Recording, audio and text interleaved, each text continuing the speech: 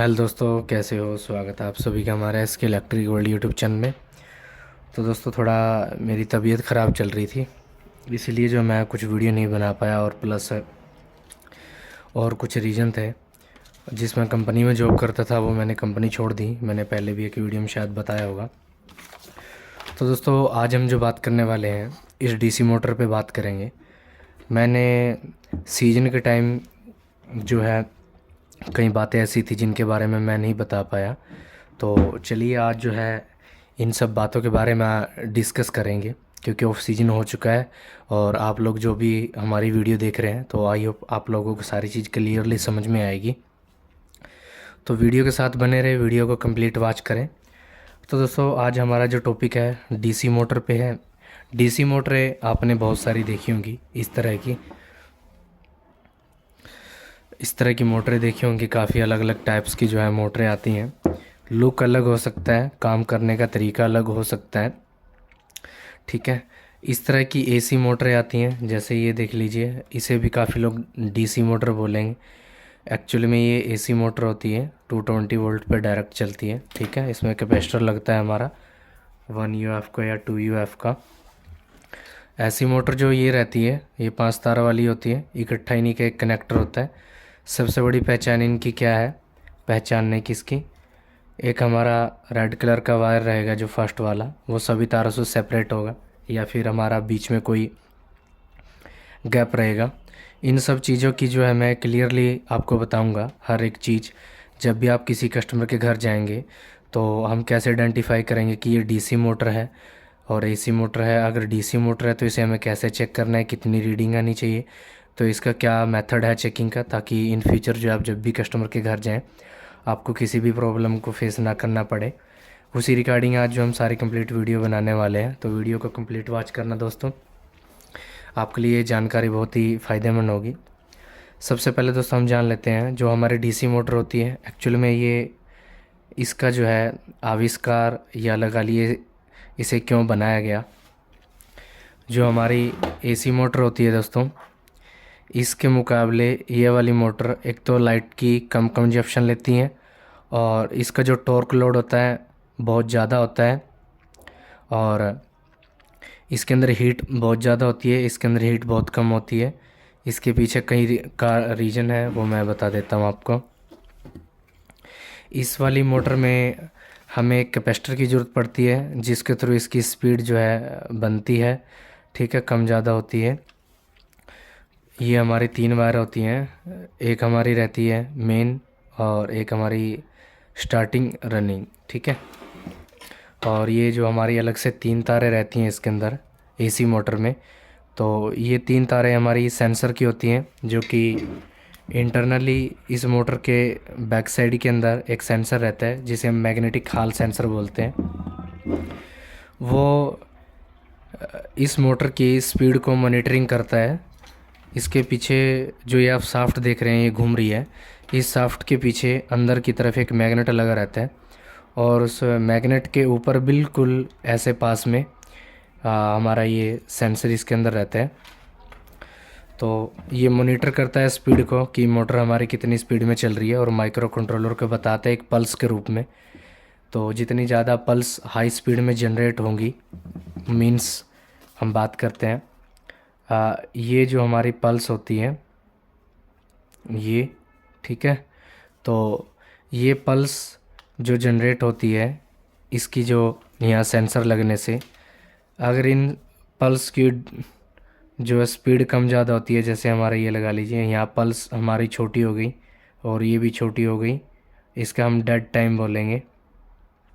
ये जो dead time होता है बीच का, और ये पल्स का चलने का टाइम होता है, ये जितना कम ज़्यादा होता है, देख लीजिए यहाँ पे कितना डिफरेंस है और यहाँ पे कितना, तो उसी हिसाब से जो यहाँ पल्स जनरेट होकर हमारा माइक्रो कंट्रोलर तक जाती है, उसी हिसाब से फिर जो हमारा यहाँ पे जो हमारी मेन वायर होती है कॉमन, उसमें जो ट्रैक लगा रहता है, हम बोलेंगे कि एक आईजीबीटी जो हमारी वोल्टेज को कंट्रोल करता है।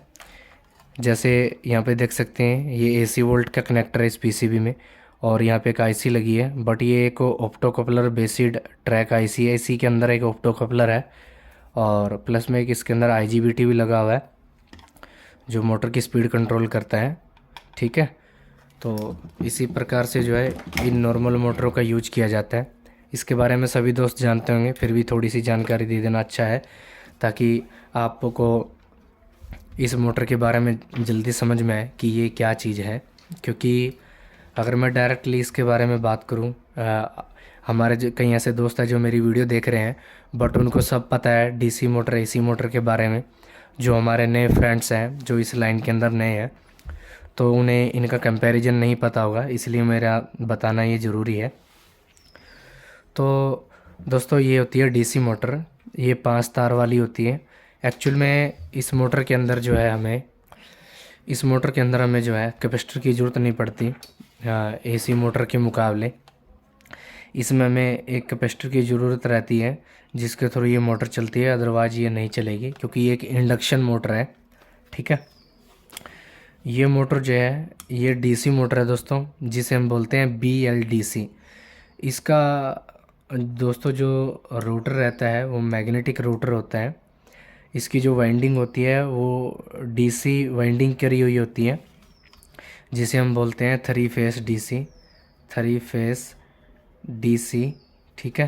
तो इसके अंदर 3 फेस डीसी मोटर वाइंडिंग रहती है, और प्लस इसके अंदर एक हमारा इस तरह का एक पीसीबी इसके अंदर लगा रहता है, जिससे हमारी ये पूरी मोटर कंट्रोल होती है। सारी जानकारी आज इस वीडियो में हम देंगे कि ये सब क्या लगा हुआ है इसके अंदर, जिससे ये पूरी मोटर जो है हमारी कंट्रोल होती है। इस मोटर के मुकाबले ये वाली मोटर बहुत ही अच्छी है। एक तो इसकी वोल्टेज कंजप्शन बहुत कम है, और इसका टॉर्क लोड अच्छा है, और एक चीज़ और इसमें सबसे बड़ी ख़ास बात है, इस मोटर की हमारी फ़िक्स स्पीड रहती है। आरपीएम जितने हम बढ़ाना चाहें वो हमारे फ़िक्स आरपीएम चलते हैं इसके, ठीक है। तो यहाँ पे इसके अगर आरपीएम की बात करूँ, यहाँ पे आरपीएम लिखे हुए हैं, ये देख लीजिए। इन्होंने आरपीएम जो लिख रखे हैं, आप एक बार मैं जूम कर लेता हूँ। आरपीएम जो इन्होंने लिख रखे हैं 1325 आरपीएम है इसके पर मिनट के हिसाब से। आप देखिए ये रहे आरपीएम, ये है पर मिनट 1325 आरपीएम। ये 1 मिनट के अंदर 1325 आरपीएम लेती है, मतलब 1325 बार जो है ये घूमती है 1 मिनट में। जो ये राउंड लगाती है 1 मिनट के अंदर, जो राउंड कंप्लीट करती है ये 1325। तो अगर मैं इस मोटर की बात करूं, इस मोटर पे ऐसी कोई ज़्यादा जानकारी नहीं दी हुई है। इसकी मैं फिर भी आपको छोटी छोटी सी जानकारी दूंगा। इसके अंदर जो लिखा हुआ है पहले वो हम कंफर्म कर लेते हैं। इसके अंदर लिखा हुआ है DC 340 वोल्ट। हमें ये तो कंफर्म हो गया कि ये DC 340 वोल्ट पे चलने वाली मोटर है, ना कि हमारे 220 वोल्ट पे चलेगी, ये आपको ध्यान रखना है। SIC 37 CVL, ये इसका कुछ कोड हो सकता है या कुछ भी हम लगा लें, हमें इससे कोई मतलब नहीं है। क्लास ATP 30 वाट, तो ये क्लास 8P की मोटर है और 30 वाट की है। अगर मैं इसकी बात करूं तो ये हमारी जो है यहाँ पे 20 वाट की लिखी हुई है। तो ये डिपेंड करता है हमारा कैसा इंडोर है, छोटा इंडोर। इसके मुकाबले ये मोटर भी जो है दोस्तों काफ़ी छोटी है साइज में भी। अब इसकी हम बात कर लेते हैं मोटर की। हमें एक बात का तो कन्फर्म हो गया कि ये मोटर हमारी जो है 340 वोल्ट पे चलती है, इससे कम चलेगी नहीं।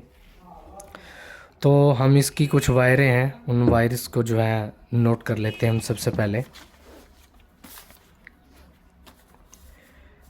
इसकी जो फर्स्ट वायर दोस्तों है हमारी रेड है, ठीक है। तो हम रेड वायर यहाँ लिखेंगे।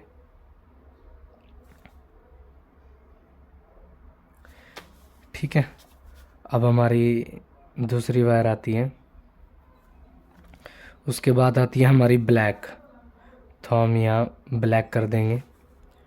अब तीसरी वायर आती है हमारी वाइट,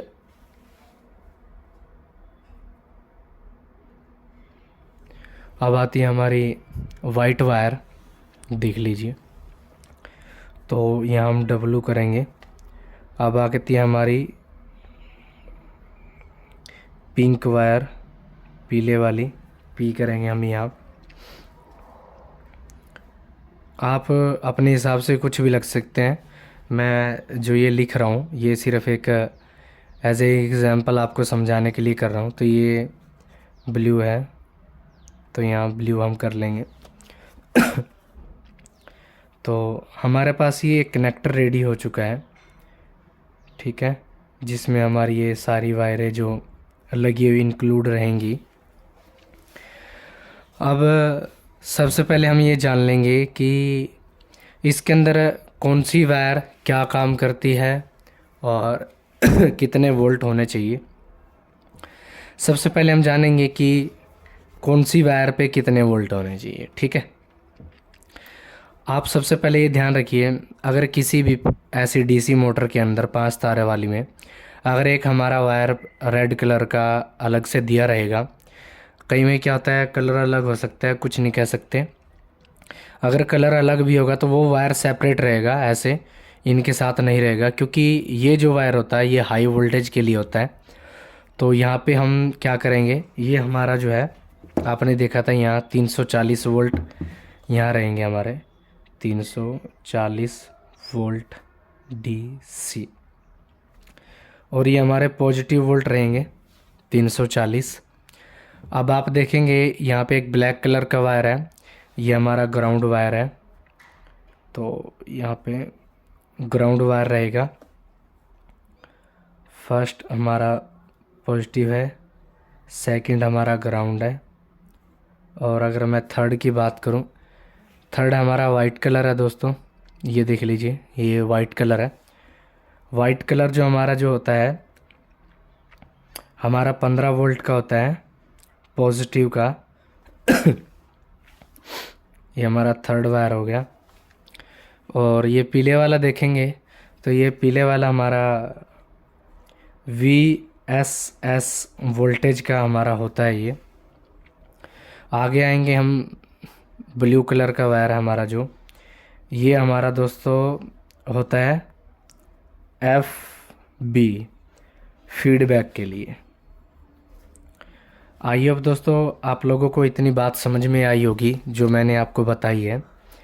पहला वायर हमारा 340 वोल्ट का, दूसरा हमारा ग्राउंड, तीसरा हमारा जो वाइट कलर है वो हमारा 15 वोल्ट का, और चौथा जो है हमारा VSS वोल्ट का होता है, और ये हमारा फीडबैक के लिए होता है।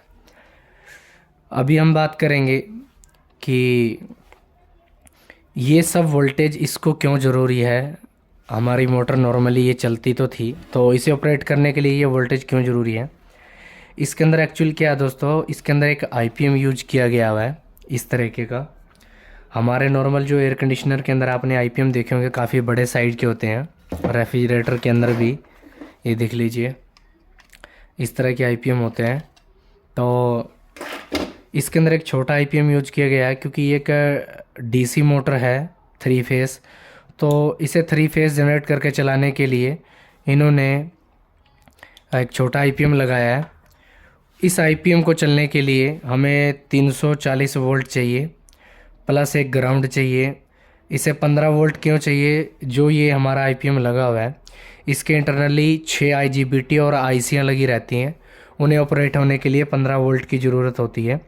तो ये 15 वोल्ट इसीलिए इसके अंदर यूज करे जाते हैं, क्योंकि इसके अंदर एक IGBT लगा रहता है, 6 IGBT। तो 6 IGBT को चलने के लिए हमें 15 वोल्ट की ज़रूरत रहती है, जो इसके अंदर इनबिल्ट सर्किट होता है, तो वो 15 वोल्ट से ही चलता है। ये VSS वोल्ट क्या है, ये दोस्तों VSS वोल्ट जो है हमारे इस माइक्रो कंट्रोलर को जाते हैं हमारे इस पीले वाले वायर से, और ये हम 0 वोल्ट से लेके 5 वोल्ट 6 वोल्ट तक जाते हैं और 4 वोल्ट तक जाते हैं। ये अलग अलग सर्किट पे डिपेंड करता है। उससे होता क्या है, इस कंट्रोलर को हम एक कमांड देते हैं, VSS का मतलब इसे हम एक कमांड देते हैं कि इसे इस IC ने इस IPM को कितनी RPM स्पीड देनी है, इस मोटर को चलाना है। तो जब हम यहाँ से VSS वोल्ट देते हैं तो यहाँ से एक सिग्नल जनरेट होता है और ये आईसी इसे फिर कमांड देती है जो 6 सिग्नल निकालती है, इस IPM को रन कराती है। FV का मतलब हो गया जो हमारी ये मोटर घूमती है दोस्तों, ठीक है। ये मोटर जब घूमती है तो इसके इंटरनली 1 2 3 यहाँ पे देखिए 1 2 3 यहाँ पे 3 सेंसर लगे हुए हैं, 1 2 3, ये हॉल सेंसर है दोस्तों।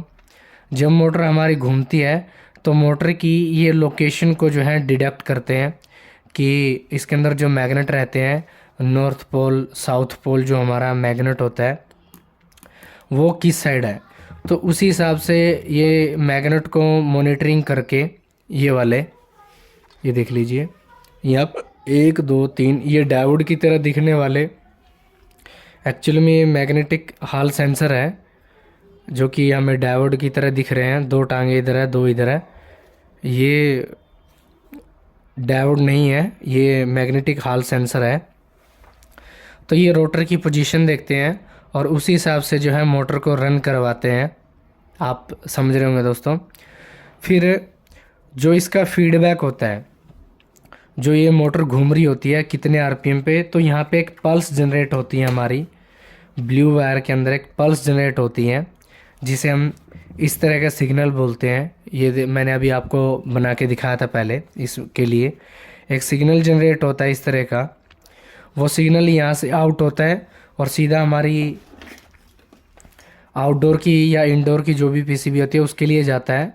जैसे इस AC मोटर के लिए यहाँ पे ये कनेक्टर बना हुआ है तो वैसे ही DC मोटर के लिए कनेक्टर होता है, उसमें से वो सीधा माइक्रो कंट्रोलर को जाती है पल्स।